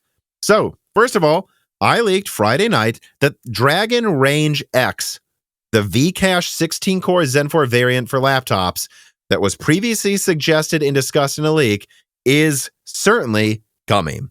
And it is planned to firmly take the laptop gaming crown. Outside of that, I've actually been sworn to a bit of secrecy about some of the tricks AMD is going to pull to keep some of their performance consistent against their Vcache variants, whether it's Dragon Range X or the desktop variant Raphael-X. Yeah, I can't say more. I think this is going to be something special. Additionally, I can confirm, just throwing this in there because it's somewhat on the same subject, that Little Phoenix is a cost-optimized design that apparently sees the use of 2 full Zen 4 cores in 4 Zen 4C cores and only 2 RDNA 3 workgroups. This differs from the Little Phoenix leak I had before. In the Little Phoenix leak, I said it was 4 full Zen 4 cores. At the same time, that would be the same amount of L3 cache, so that's probably where the confusion came from. Although it does have less workgroups than I expected. And yeah, Big Phoenix is what I leaked it is. Just reconfirming 6 workgroups, 8 Zen 4 cores, 4 nanometer. Everything I leaked about Phoenix is correct. No, it is not a 3060 killer. Damn. But Little Phoenix's specs are a little different than what I leaked. So, although I get to be the one who claims they said it first still. Yeah. Oh, wait, what was... Oh, whatever. I mean, I don't know. I'm excited to see competition at like the high end for laptops because, I don't know. Nothing is probably going to bring prices down on anything for laptops, but competition is good. Yeah, I mean, it's going to be interesting to see what happens here because with Vcache, although I think they're going to try to find a way to keep pushing clocks high, at least in some scenarios. That's all I can say, really. With the desktop Zen 4 Vcache, at a minimum, what we know is adding Vcache is just kind of like a free 10 to 30% performance boost to games, depending on the game. And you don't have to raise voltages. If anything, you might lower voltages. I mean, barring a decrease in clock speed, which that was mostly a Zen 3 specific problem, though, correct? Mostly. I think there's scenarios where they have to lower them again, but I don't think it's as much. Okay. Or in as many scenarios. Yeah. So, but the point is, the way Intel's trying to raise performance with Raptor Lake to keep pace is 400-watt chips or something. The way AMD's keeping track is just better technology that on laptop is going to humiliate Intel. And I keep telling people 2023 is the year to buy a new laptop. I stand by it, guys. Are you kidding me? Dragon Range X? This is going to be better than like desktop Raptor Lake at gaming, probably, in a 65-watt form factor. And you throw in, we've seen how efficient Lovelace is when you cap its power consumption. It doesn't lose much. I think you're going to get 4080 or 3090 Ti performance with better than 5950 XT or 5950X CPU performance in like 14-inch laptops. Yeah, I know. I mean, I'm going to get a new laptop probably. Mine's about 3 years old, and I'd like something that keeps pace with my desktop and at least mostly being able to do the same editing and gaming. I mean, yeah, we'll see how things are going when this comes out. Like, mine will be around 3 years old by the time this comes out too. So maybe I would look into getting a new one. We'll see. But I'm excited for CES. Yes. Do you guys think the news is slowing down? It is not. All right. Unless you only care about desktop, then it will be a little bit. Yeah, hey, a little. But I'm sure there'll be plenty to talk about with the 4070 Ti. But we were going to talk about that here, but I actually just removed it because I'm like, we'll talk about it in the next Broken Silicon. I don't care. I'm tired of talking about it. All right, let us move on to the final story of this half news episode then. Microsoft's acquisition of Activision Blizzard gets blocked by the FTC. Quoting from The Guardian, the U.S. Federal Trade Commission has moved to block Microsoft's takeover of video game company Activision Blizzard, citing concerns that the deal would thwart competition by denying rivals access to popular gaming content. Microsoft, which owns the Xbox video game console system, said in January of this year that it would buy Activision for $68.7 billion, which, it's funny, I heard Chris Ragon on Sacred Symbols point out, people keep saying $70 billion. We're just rounding up the entire valuation of several companies on this deal. Anyways, continuing. Which would make it the biggest gaming industry deal in history.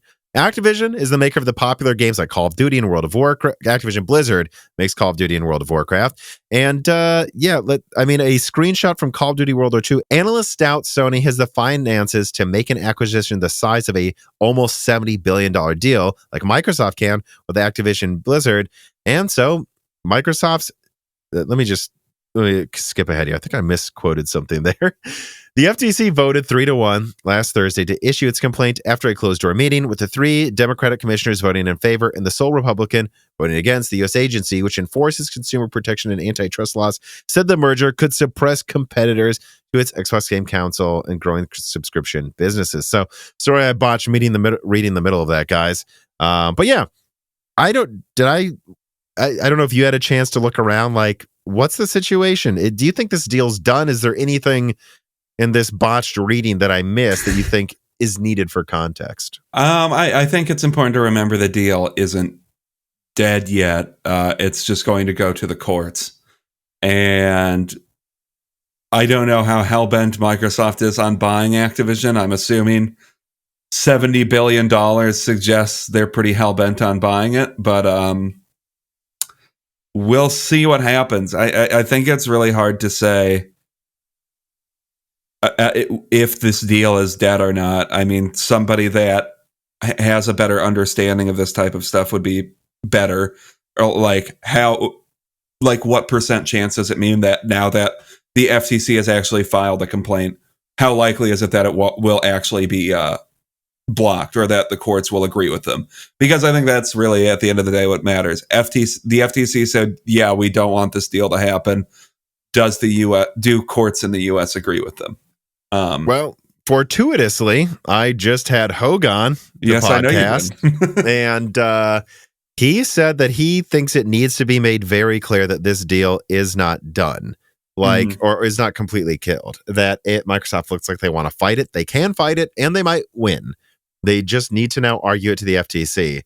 And I think what I said, and I believe he agreed, was that what you got to watch out for, though, is if the EU blocks it, and then the UK blocks it, and then like Brazil blocks it. Because if that happens, that means Microsoft's going to have to be fighting in court after court battle for the next 10 years.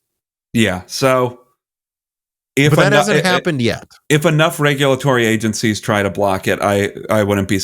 I would guess Microsoft might just withdraw their bid. I don't know how much that would cost in legal fees, I guess, but probably not really even a fraction of that $70 billion deal. But it's a huge deal. It's going to take Microsoft a long time to, I think, actually for this deal to make sense from a profit perspective based on how much they spent. And I would think they want to get it done as quickly as possible and not, hold up until the year 2030. Yeah, I guess what I would say to kind of put a bow on this conversation is I think there's 2 things people need to watch next year when it comes to if this deal will fully be scuttled. The first thing is does it seem like it's being indicated this will be a somewhat reasonably quick process to fight this? Like, if it seems to Microsoft that it will take them a year and everyone else won't fight it, that's worth it. This isn't like Nvidia ARM. With Nvidia ARM, there was a better argument to be made that they would be anti-competitive, and it was a technology deal. Like, they want they want the IP, they want the full back into the architectures, they want all of that so they can get working. Waiting 5 years to complete a deal, all of the tech you were going to get that would give you an advantage by buying ARM doesn't matter anymore. That's a lifetime. That's not as true with a game developer deal. I'd say it's more true than like an oil baron buying up rights to a country. I'd fight that for 20 years if I was an oil baron. But it's less pressing than like a chip company, more pressing than an old-timey resources deal. So that's what I would say is I think they have the time to fight it, unlike Nvidia ARM. But I don't think they have 5 years. If that makes sense. So I would watch really heavily for that. I think I said there were 2 things. So I'd watch for that. And then, the other thing I think you need to watch for is what happens to Microsoft's stock price if this recession gets worse. Because I've seen in the news reported a lot of deals on big acquisitions have fallen through. Publicly, they'll say it's a reason like, oh, this in the books didn't work out. But privately, there's a lot of suggestions that these deals are falling through right now because the stock market's going down, and the money they agreed to pay per share to buy them is now way overvalued compared to where the stock market is.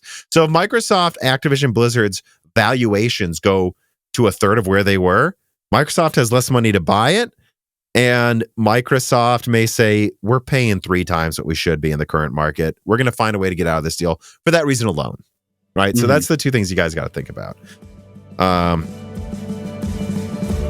This holiday season, I was conscripted by my girlfriend's family to build her sister her first gaming PC. And I'm pretty excited about how it is turning out with an i5-12600K, RX 6700 10GB, and of course, Windows 11 Professional that was bought from cdkeyoffer.com for a reasonable price. This piece of content is brought to you by cdkeyoffer.com and their Christmas sales event. cdkeyoffer.com is a long-term sponsor of Moore's Law is Dead for a reason. They've been good to me, my friends, my family, and of course the entire Moore's Law is Dead community for years. And honestly, they're just easy to work with, and they keep reliably providing me and everyone I know with a product that I honestly think PC gaming needs.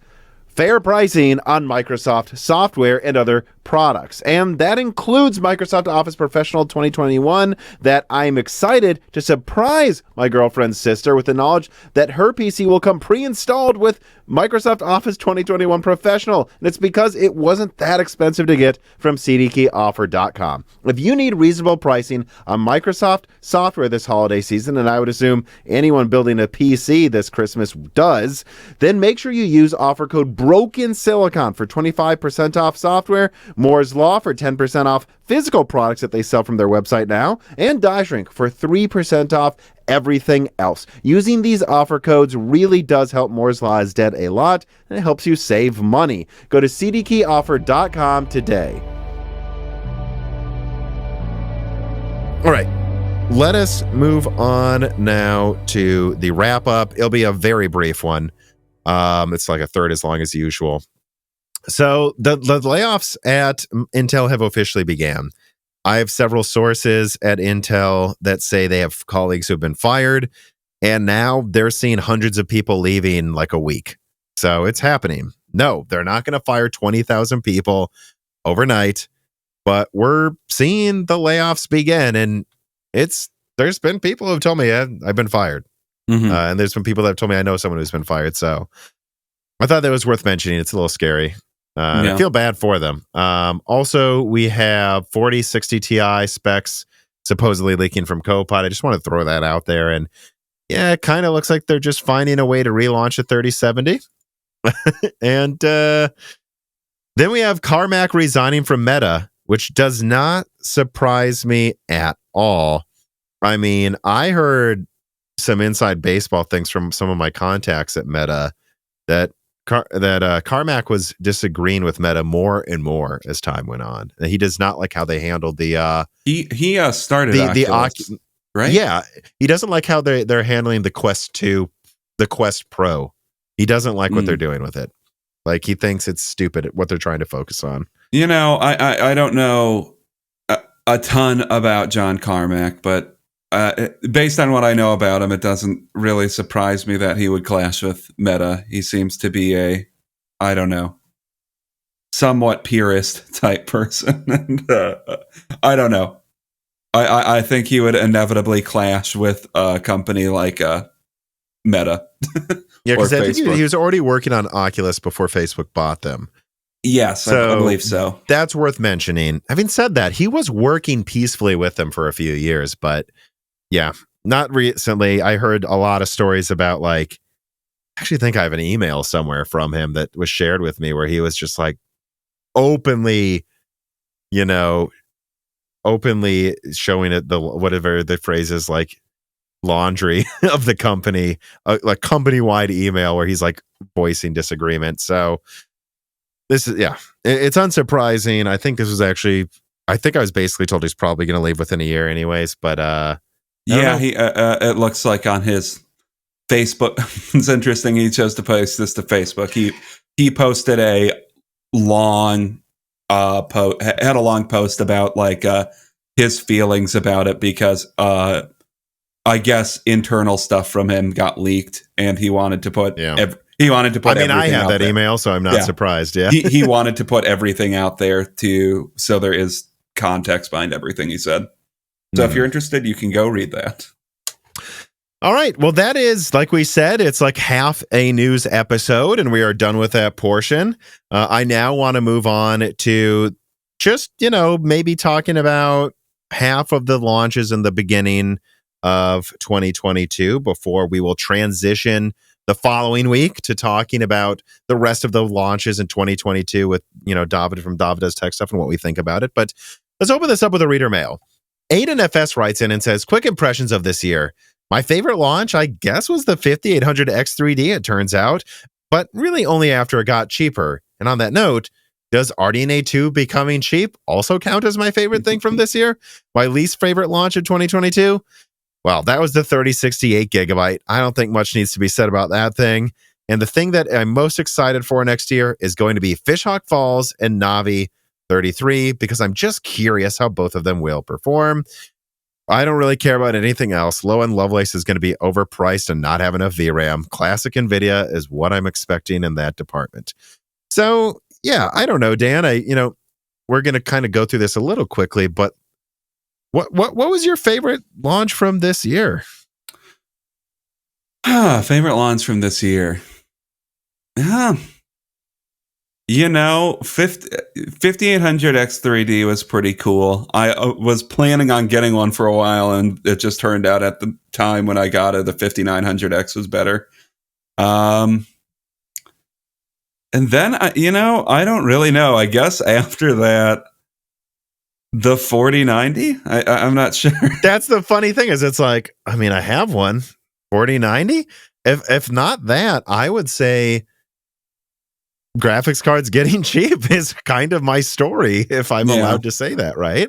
Because it's like the 4090 is almost impossible to not have some mixed feelings about, because I think on one end it speaks to how cool the tech can be, but then on the other hand it also speaks to the insanity of the GPU market, that there's a card that's $1,600 is somehow one of the best options you can get.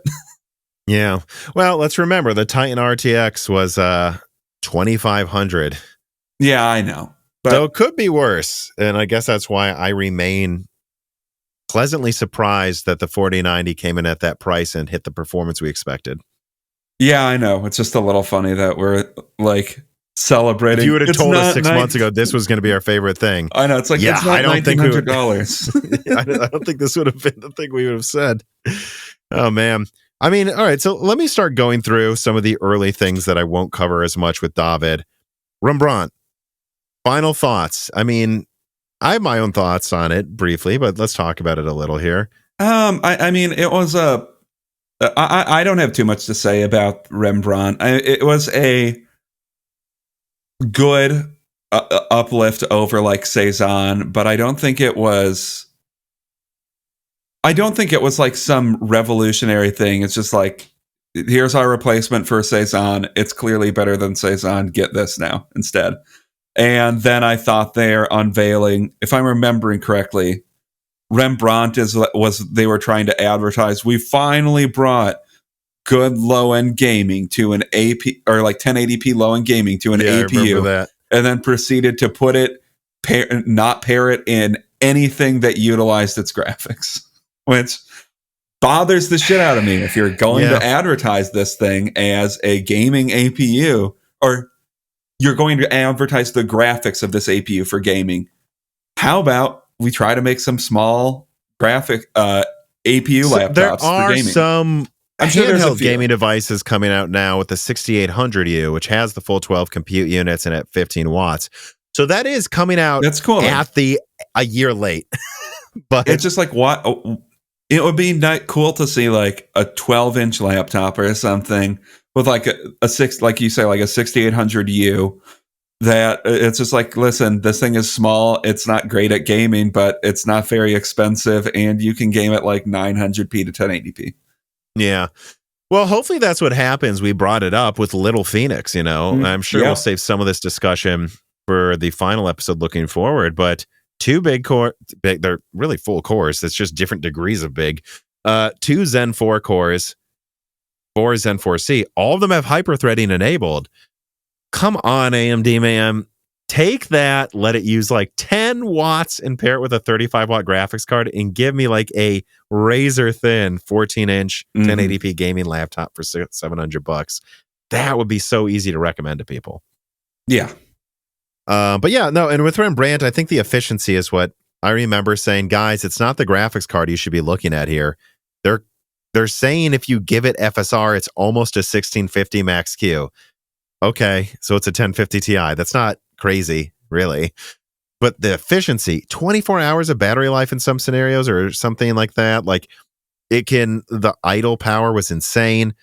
That was for me a big takeaway. I don't know. Do we have anything to say about Alder Lake Mobile?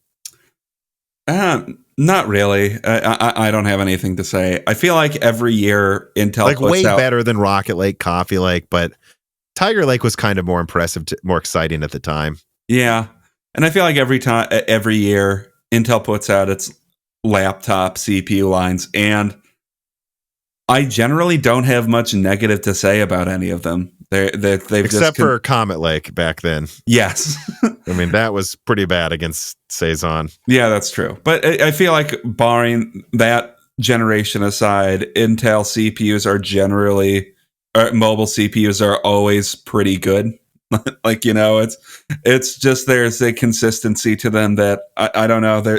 There's almost not much to say about them. It's just Intel always makes good CPUs. Mobile CPUs. The thing I like the most about Alder Lake Mobile was like my laptop right now. I like it. I loved it for the price I got it for. It had a 4K OLED touchscreen, an Optane drive. That's gone. And it managed for the price to have a 6-core that can boost to 5 gigahertz. But when I'm gaming, that thing really does throttle down to 3 gigahertz eventually on 6 cores, 12 threads. And, but if I wanted a reasonably priced laptop, half the time your only option is Intel. And the thing I like most about Alder Lake Mobile is at least the alternative to Rembrandt didn't suck. It wasn't as good necessarily, depending on the TDP, but at high TDPs, it was as good, and at least it didn't suck. Now we had a decent option in all laptops. All right, let's move on to the next set of stories here. So I don't know if you remember all the hullabaloo about the 3080 12 gigabyte. That launched. It didn't even have an MSRP, and then they just tried to argue it was okay. And I don't know. I remember Hardware and Box gave it a hard time. I feel like more people should have. I believe I leaked its pricing, lack of MSRP, and stuff about it first. And there was like a few months where they just stopped making the 10 gigabyte model, only made the 12 gigabyte so that they could more legally or more understandably sell it above $1,000. And that was just such crap. I mean, to some extent, I kind of specifically hate like the 3080 series of cards because I think that's like the most apocalyptic things almost got with Ampere, where it was just like, oh, so Nvidia might just give up on MSRPs and just say, well, we'll sell them for whatever we want. And thankfully, that didn't end up happening with Lovelace. But like, there's a period with like the 3080 12 gigabyte where it's like, ooh, things might get really bad with Nvidia next generation.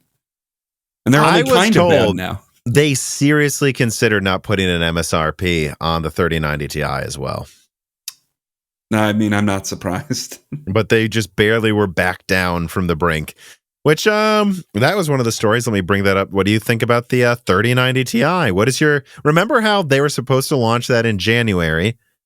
They didn't launch it in January, didn't tell us they weren't going to until February, and then it didn't come out until almost April.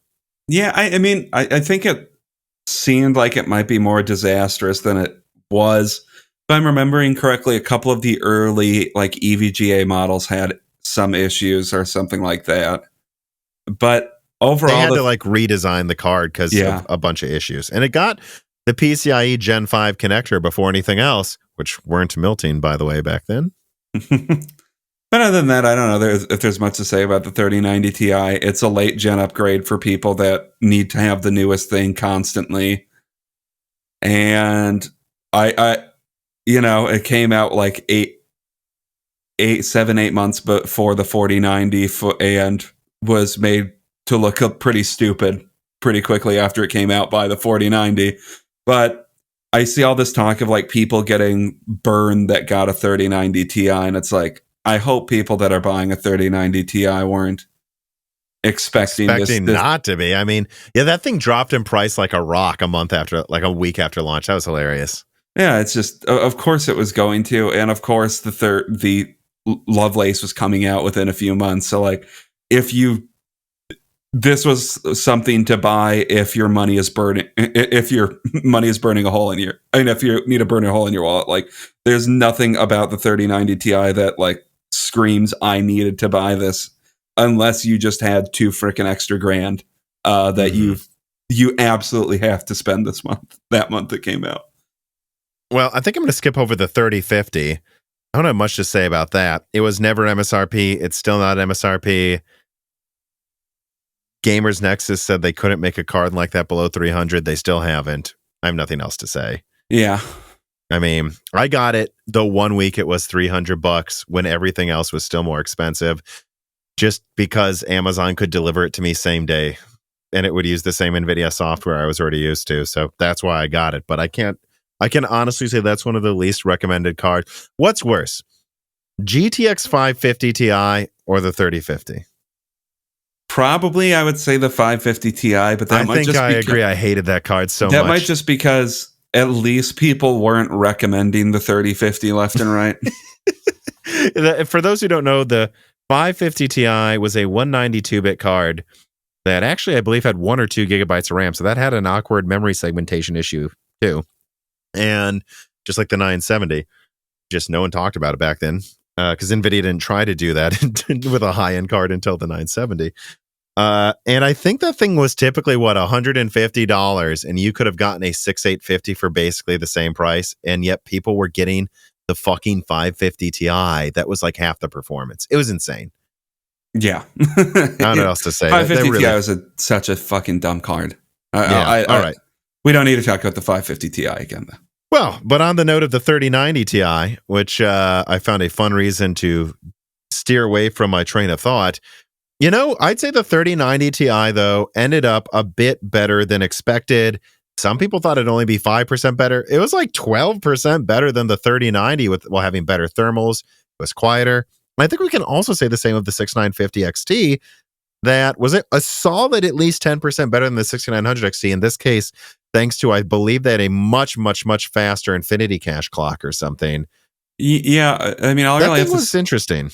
All I really have to say about the 6950 XT is the kind, like when it came out, if you're between buying one or the other, get the 6950 XT instead of the 6900 XT.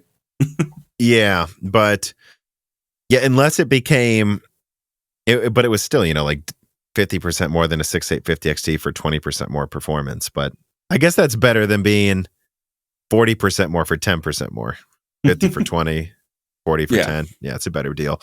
I thought the 6950 XT was interesting. I think both that and the 3090 Ti pushed performance more than a lot of people were expecting. Having said that, I think the 6750 XT can get bent. That thing sucked. I tested it. I hated it. These are the types of like late gen upgrades that I almost have no thoughts about, because it's like, oh, they figure they can get a little bit more money out of these dies before they finish production on them or something. And it's like, I can't tell you that much about it. It's like, yep, a slightly more expensive, slightly more powerful 6700 XT. That I don't remember why you dislike the 6750 XT specifically. Because overclock to overclock, I found it was like 1% better than the 6700 XT. I tested that. Yeah, because you have an Asus 6700 XT. And I mean, I even found weird performance regressions at times. Like the thing was just not good enough and cost too much. And the 6650 XT I was okay with. It's like, oh, I know they said the MSRP was $400. But if we're being honest, that card stayed below MSRP most of its life, while basically tying the 3060 Ti and 1080p while using less energy. Or, it was okay. 6650 XT has gone on to become a $330 card that, I mean, wow, what about, or 300 or less now, I think. That's a decent, 1080p killer. And the 6750 XT to this day, I'm like, no, there's always a better option around it. Yeah, and like the 6650 XT, I forgot the price. Like it was like MSRP was only like $20 more than the 6600 XT, and they tried which was the same as the MSRP of a 3060 Ti, but the 3060 Ti was never at its MSRP. So yeah, and then they tried to get away with selling the 6750 XT for $70 more than the 6700 XT. Which was it 550? Was it 569? 550.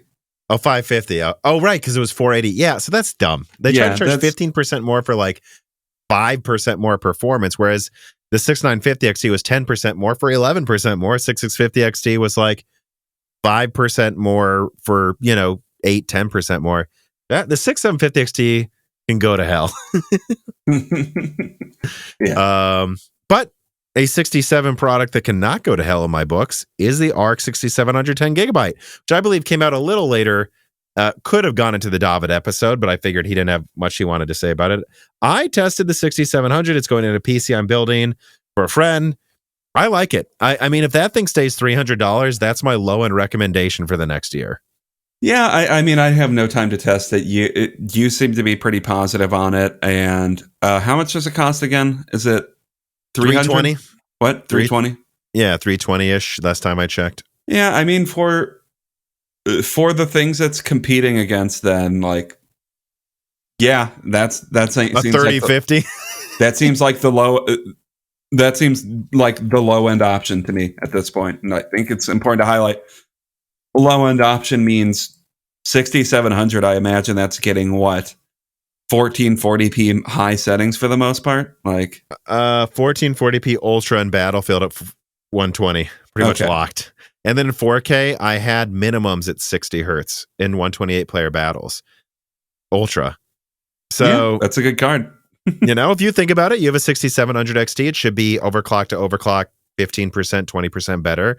So if you game typically at 4K 100 hertz, right, with like settings of a mixed medium to ultra, well, yeah, so you get 100, let's get 70 or 80 or something. Yeah, and the one I had overclocked, I just maxed out Wattman. So that's the other thing as well, is if some people have brought up, what about the 6650 XT versus the 6700 XT? Don't get me wrong, in 1080p, they're about identical. But once you get past 1080p, one of them is 32 megabytes of infinity cache, one has 80. So once you get out of 1080p, you can't really overclock the 6650 XT much. You can overclock the 6700 a ton. They just put a laptop chip on desktop. And in 1440p, it pulls ahead by like 15%, and 4K 20%. And if you're only doing 4K 60 or 1440p 120, it easily does it while using the amount of energy a laptop uses. So it's pretty cool. It actually uses less energy, I think, than the 6650 XT. So it's easy for me to recommend that. And it becomes a situation where it's like, if you're in 1080p or you want to save a lot of money, get the 6600 non-XT for $220. If you want more, this gets you 40% more for 40% more money. Everything else kind of seems like a no man's land to me. And yeah. Brett Summers writes in, he says, hello, Danathan. Promotes Danathan, not Danathan. There's no confusion, Brett Summers.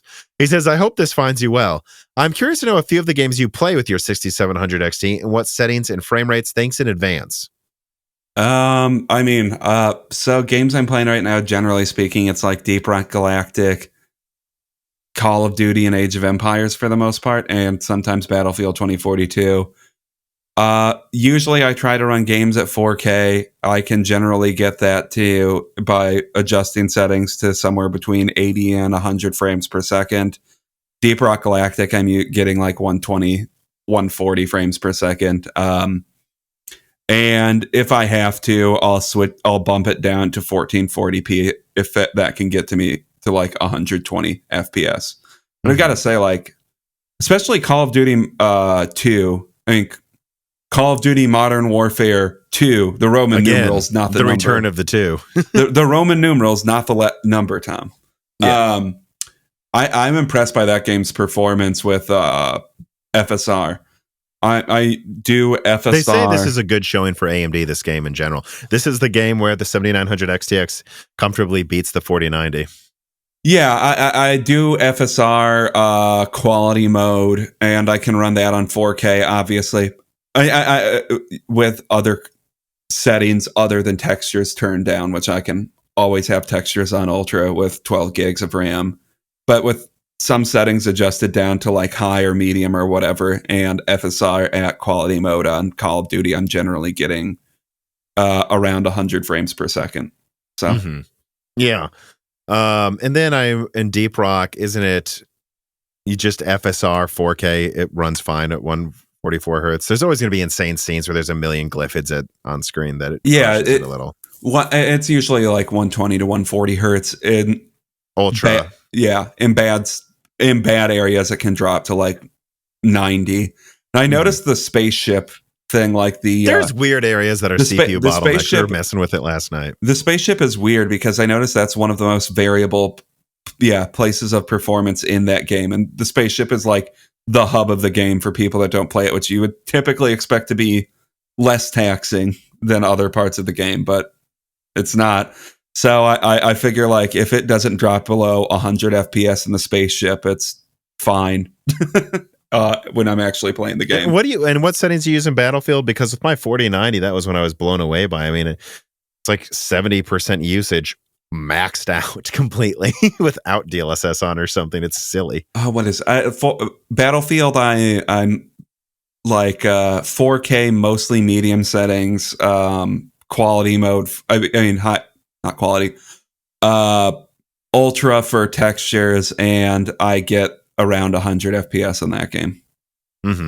Yeah, so I think I basically told some people that I was having a conversation about various 6700 series cards the other day, and they were like, well, Dan games in 4K, what does he use? And I think I nailed it. It's like medium to ultra, texture is always ultra, in other words. And you get around 4K 100 in basically every game. I don't know if there's any game where you have to turn it down below 4K anymore, right? No, I haven't in a while. Yeah. Let us wrap up this episode then. There's the 3068 gigabyte. I don't think we have much to say about it. We had a reader mail about that asking if it can use GDR6X, and my answer is I always thought it probably could, but if they're still not using it, and that is an interesting, I don't know, it seems like maybe not, but I'm not sure.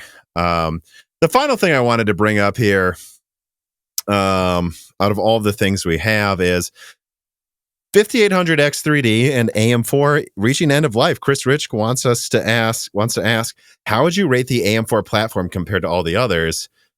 You know what? I'll actually answer that first. I think it's the best platform ever made. I mean, I agree.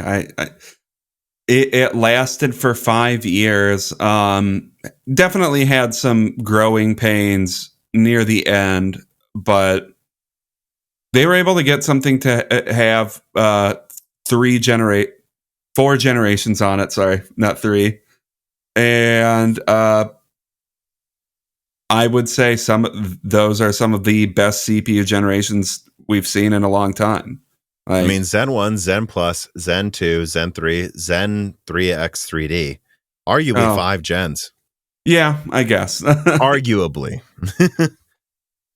But I think that's pretty clearly one of the best generations of all time. I mean, platforms of all time. Like, they're still selling it alongside AM5. And in a lot of ways, AM4 is still the most, if you care about optimizing price performance to any extent, still kind of the best platform that you can get right now. Yeah, because, I mean, there's like AM3 Plus, AM2, AM2 Plus, but none of those really, AM3 Plus at least, didn't have like flagship performance for half of its life and allow you to go from something as absurd as an 8-core Zen 1 to either 8-core Zen 3 with Vcache or 16-core Zen 3. I never really expected to upgrade, but when Zen 3 got cheap, I was like, I can get a 5950X 16-core for $450 and then sell my old Zen 2 CPU. I might as well pay $100 if I'm going to take apart my desktop to fit a 4090 in it. And that's just something I've never been able to do before. And it's not just that it lasted a long time. It's not like you're going from, what is it, like, Phenom 2 to Pile Driver. Ooh, you're going from Zen 1 to Zen 3 X3D. So I think it's the best platform. And I think the 5800 X3D was a great swan song.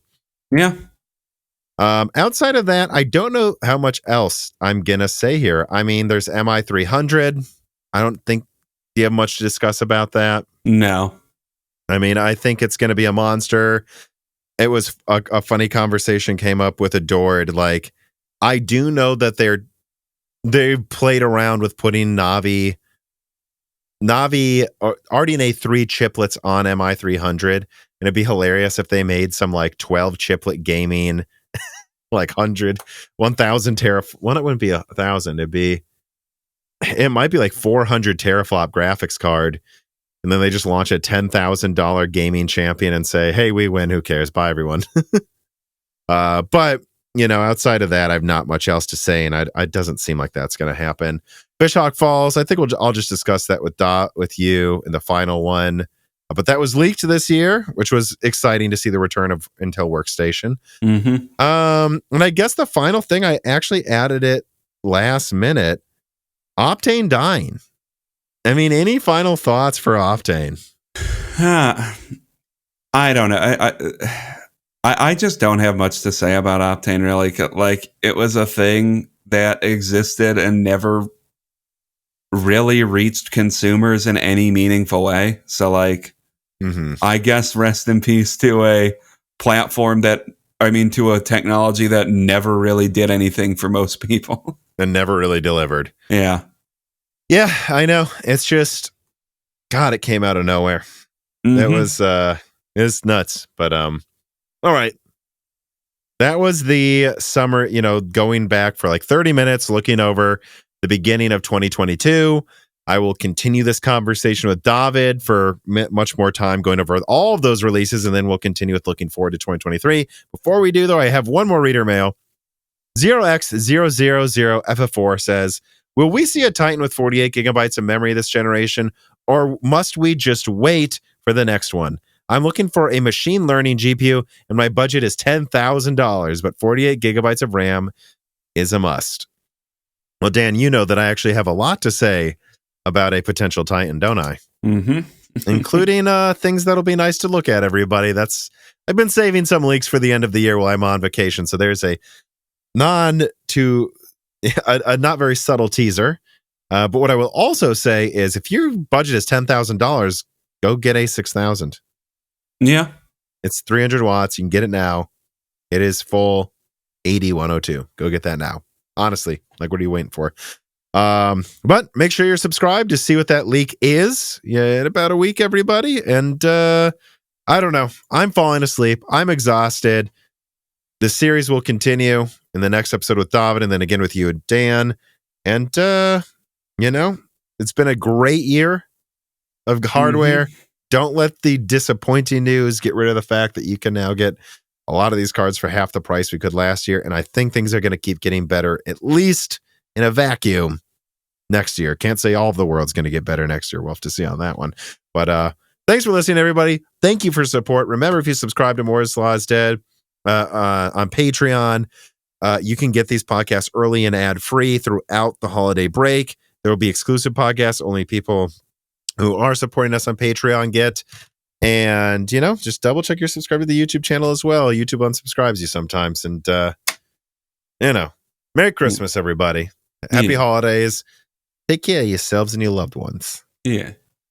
This podcast was brought to you by the YouTube channel and website Moore's Law is Dead. Moore's Law is Dead and Broken Silicon are trademarks of their creator, Tom. That guy is me, and I am indeed the creator, editor, writer, and showrunner of Moore's Law is Dead podcasts, videos, articles, and other media. However, I don't do this alone. Moore's Law is Dead is a team with Broken Silicon co-hosted by my brother, Dan, audio editing by Gerard Cortez, and special assistance by Carbon Cry. Find all of our information, including the information of sponsors you can support, at www.mooreslawsdead.com. If you would like to send fan mail or hardware to us, please mail parcels to Moore's Law is Dead at P.O. Box 60632 in Nashville, Tennessee, zip code 37206. And speaking of fans, patrons are what makes Moore's Law is Dead content possible. The aging business model of spamming ads all over the content is dying. The future of media will be built on fans paying for the content they actually want to exist.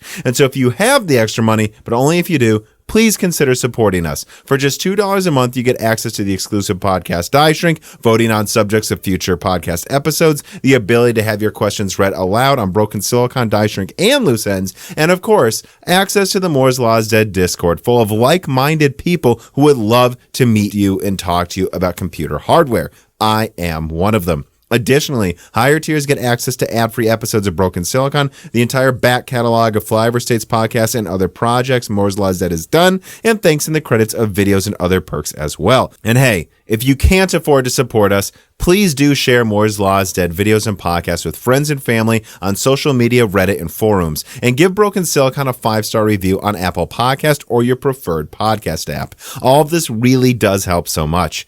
And if you'd like to advertise on the podcast, hire Tom for consulting, or are a person of interest who would like to be a guest, please reach out to the email address mlhbdead@gmail.com. But as I said, this podcast would not be possible without its patrons supporting it, and so now it is time to give a personal thanks to the greatest of the fans. The following supporters are at the 10 gigahertz or higher producer levels: Brad Medlin, Drita Full, AV, Anthony Greffa, Greg Pateki, Muhammad Al-Kwari, Brett Jones, Aaron Close, Little Germany, Jan Rauner, Daniel Hyde, Shredbird, Brian Riggleman, Dr. Foreman, Sam Miller, Deke, Thomas Rupp, The Mechanical Philosopher, Terrence Harrod, SNES Chalmers, Tom Bailey, Greg T. Wanchik, Andrew S., Frank Zielinski, Daniel D., MJB1, Eric Jackson, Justice Brennan, Sammy Good, Velcom Alev, The Boss Haas, Nicholas Buckner, Spamtum G. Spamtum, Jonathan, Lord Starstream, General Drips, Blake, Franco Frederic, Matthew Lazier, Jensen Wang, Nathan Mose, Aziris, Gregory S. Eckert, Dominique Koch, Jake Dude 23, Jake Martin, Cameron, Christian Lavoie, HardForroom.com, Original Ross, Slicky, Lance Bassler, David Cowden, Ricky Tank, Christopher A. Butler, GZ Ziggy, Sarcastro, Stefan Hart,